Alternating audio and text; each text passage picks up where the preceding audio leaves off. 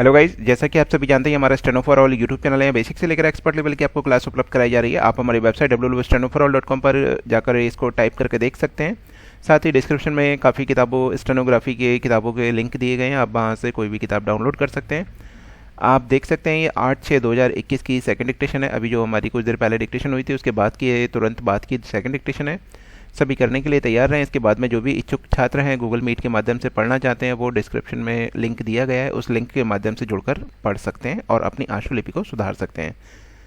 जो छात्र हमारी वेबसाइट पर जाकर टाइप करके इसकी गलतियों का मूल्यांकन प्राप्त करना चाहते हैं उनके लिए भी ये सुविधा मौजूद है। वो हमारी वेबसाइट पर जाकर रजिस्ट्रेशन करा सकते हैं और कराने के पश्चात इस डिक्टेशन को आप टाइप करके हमारी वेबसाइट पर देख सकते हैं। चलिए आते हैं अपनी डिक्टेशन की ओर। रेडी?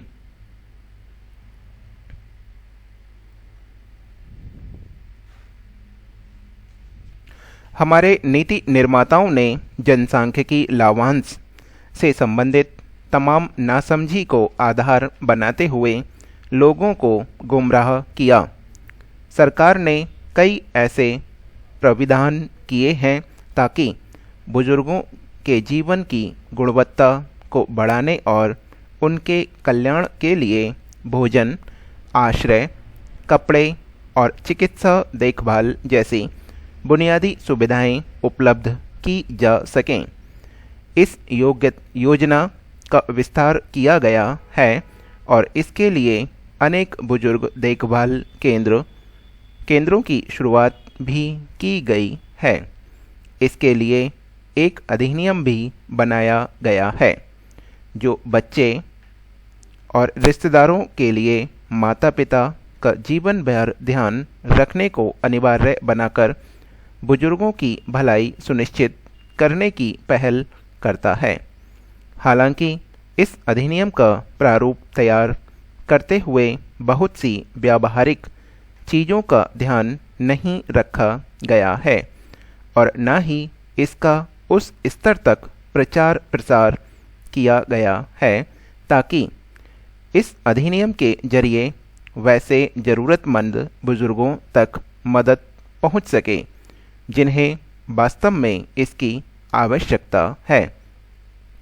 इस संबंध में कई अन्य देशों में उदाहरण अनुकरण योग्य हैं।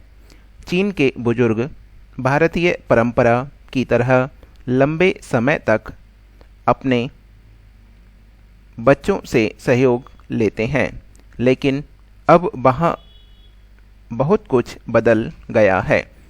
दुनिया भर में सबसे उदार और अविश्वसनीय रूप से व्यापक देखभाल प्राणियों के बीच जापान ने दीर्घकालिक देखभाल बीमा की शुरुआत की है।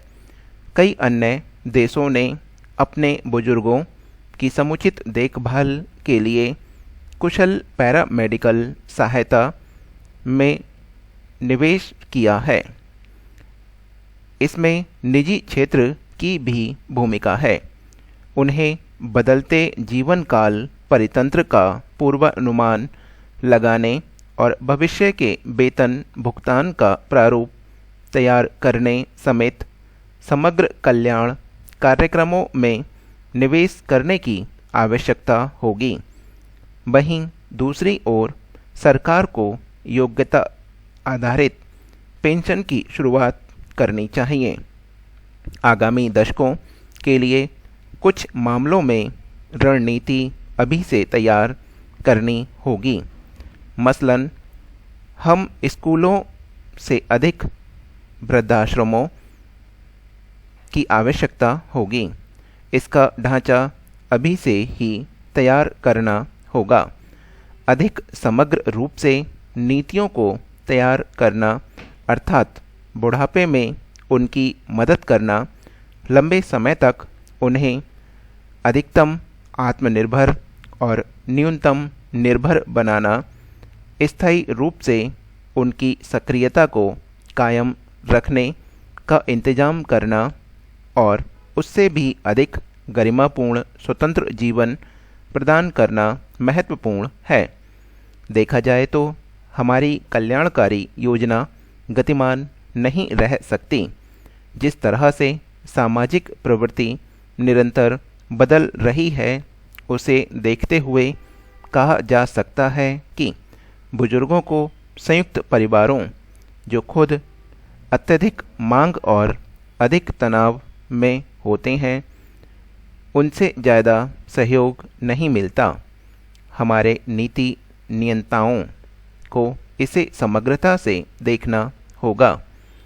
हमारी जनसंख्या में बुजुर्गों का हिस्सा 10% है।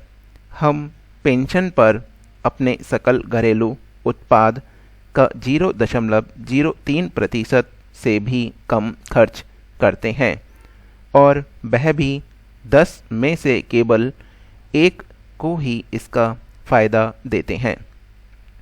ऐसे में हमारे नेतृत्व को बुजुर्गों की सुविधा के लिए अपनी राजनीतिक पूंजी और समर्थन का इस्तेमाल करना होगा।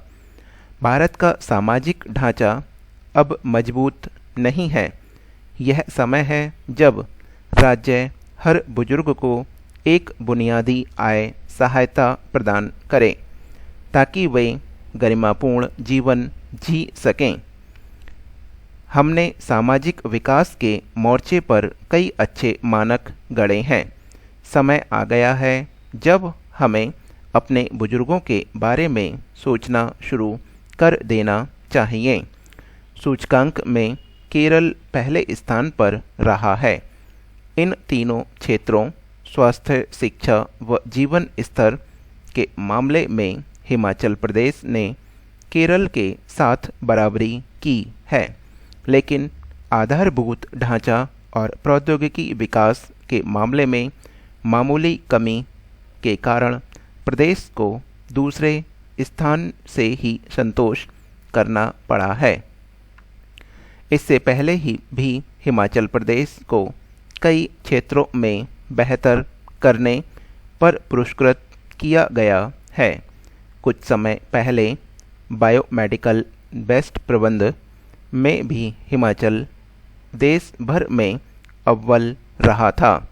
किसी क्षेत्र में अव्वल रहना जितना मुश्किल है, उससे अधिक मुश्किल उस स्थान पर बरकरार रहना है। अब सरकार, अधिकारियों, कर्मचारियों व राज्य के समस्त लोगों की जिम्मेदारी बढ़ गई है। अब सभी लोग ईमानदारी से अपनी जिम्मेदारी निभाएंगे तो किसी तरह की कमी नहीं रहेगी। उम्मीद की जानी चाहिए कि जिन क्षेत्रों में कमी रही है वह भी जल्द दूर होगी और हिमाचल देश का नंबर 1 बनेगा। इस जग में गति न्यारी है। यह जगत वैसा नहीं चलता जैसा आप चाहते हैं। मानव ने शिक्षा, चिकित्सा, विज्ञान और सभ्यता के क्षेत्र में अभूतपूर्व तरक्की की। उसने जीवन को सुखी और आसान बनाने की अनेक प्रयास किए, किंतु जगत गति ऐसी की। जगत में व्याप्त मानवता के दुश्मनों ने उन कोशिशों में बेहिसाब दुश्वारियां पैदा की। इन दोनों गलतियों के दरमियान भी इंसान जैसे तैसे जीता रहा। साथ ही चांद और मंगल पर आबाद होने के मंसूबे भी बांधता रहा, मगर उसकी उन्नतियों, उपलब्धियों और मंसूबों को धता बताने के लिए एक नामुराद विषाणु ने टंगड़ी मार दी। इंसान की सारी सेखियों और सेखियां धरी रह गईं। हाथी और चींटी वाला हाल हुआ और अब कोड़ में खाज सरीखी ब्लैक फंगस अपने 2 चिंटू मिंटू समेत आ धमकी।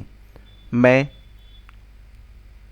फिलवक्त फफूंद चिंतन में मशगूल हाँ, और ज्यों-ज्यों गहरे पानी पैठ रहा हूँ, पा रहा हूँ कि यह समूचा संसार ही फफूंदग्रस्त है। फफूंद चराचर जगत में ईश्वर की भांति व्याप्त है।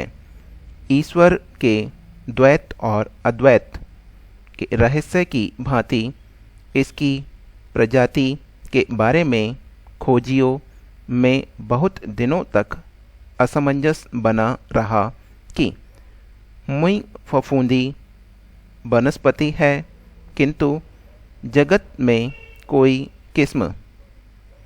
सैवाल ने अपना हरा रंग त्यागा तो काली, सफ़ेद, गुलाबी और भूरे रंग की फफूंदी बन गई।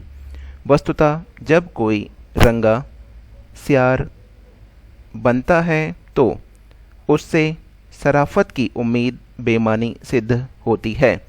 अंततः वैज्ञानिकों ने कबक नामक एक नई श्रेणी बना दी ताकि चोर चोर मौसेरे भाई एक ही खोली में रहें। ईश्वर तो एक है, किंतु इन जालिमों के प्रकार हजार हैं। ईश्वर से साक्षात होने हेतु बहुत तप साधना चाहिए, किंतु कबक दर्शन के लिए थोड़ी सी लापरवाही ही पर्याप्त है। मर्तबान में पड़े आचार की फांक से अपना सिर तेल से जरा ऊपर क्या उठाया कि फफूंद ने अपना ताज उसके सर पर धरने में कोई लापरवाही नहीं की। यह हमारी डिक्टेशन समाप्त होती है। जो भी करना चाहते हैं कर सकते हैं।